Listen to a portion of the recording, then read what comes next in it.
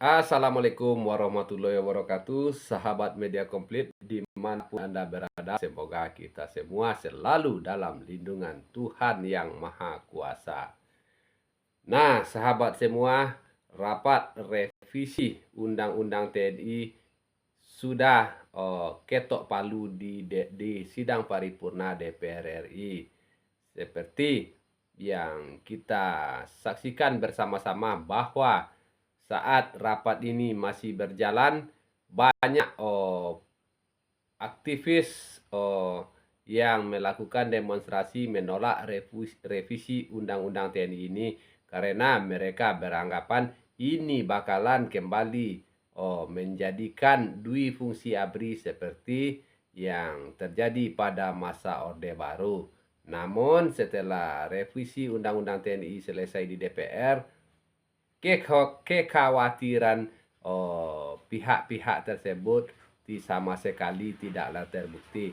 Tidak ada pengembalian dui fungsi ABRI, namun ada beberapa pasal yang dirombak dan tentunya ini adalah untuk kelangsungan dan kegiatan TNI ke depannya semakin lebih baik lagi.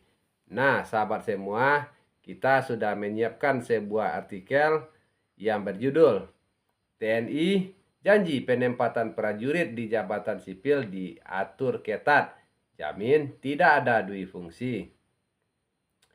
Revisi Undang-Undang TNI bikin cemas publik, dikhawatirkan jadi pintu masuk untuk menghidupkan kembali dui fungsi. Kepala Pusat Penerangan Kapuspen TNI, Maijen TNI Haryanto, berjanji penempatan prajurit aktif di luar institusi TNI harus sesuai dengan kebutuhan nasional dan tidak mengganggu prinsip netralitas TNI.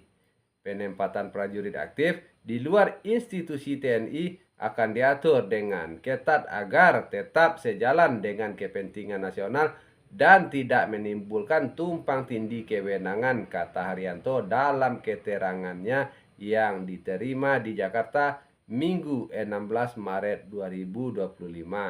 Dia menjelaskan rumusan perubahan dalam Undang-Undang TNI menyangkut perpanjangan batas usia pensiun prajurit juga didasarkan atas meningkatnya usia harapan hidup masyarakat Indonesia. Kondisi ini akan dimanfaatkan untuk menjaga keseimbangan regenerasi di tubuh TNI. Haryanto menjamin revisi regulasi ini tidak akan menghadirkan tumpang tindih dengan institusi lain maupun dalam menghadapi ancaman militer dan non-militer. Revisi Undang-Undang TNI adalah kebutuhan strategis agar tugas dan peran TNI lebih terstruktur serta adaptif terhadap tantangan zaman, ucapnya. Selaras dengan itu, Haryanto menyatakan revisi Undang-Undang TNI menjunjung tinggi supremasi sipil, sebagaimana pernyataan yang disampaikan Panglima TNI Jenderal TNI Agus Subianto saat rapat bersama Komisi 1 DPR RI belum lama ini.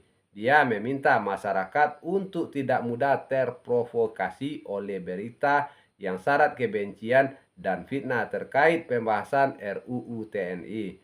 TNI mengajak seluruh elemen bangsa untuk menjaga persatuan dan tidak mudah diadu domba. Stabilitas nasional harus tetap kita jaga bersama, kata dia.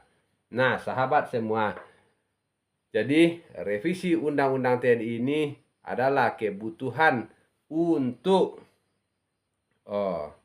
kelancaran kegiatan TNI ke depannya.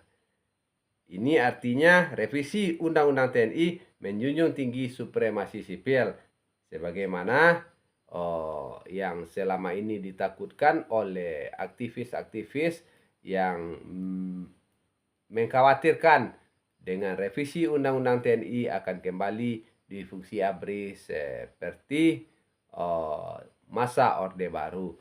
Namun kita tahu semuanya tidaklah terjadi. Nah, sahabat, dengan begini mari kita bersama-sama kembali menjaga supaya negara kita tidak mudah terprovokasi dan diadu domba oleh pihak-pihak yang memiliki kepentingan-kepentingan lain. Sahabat, jika ada komentar dan tanggapan, silakan tinggalkan di kolom komentar. Terima kasih. Wassalam.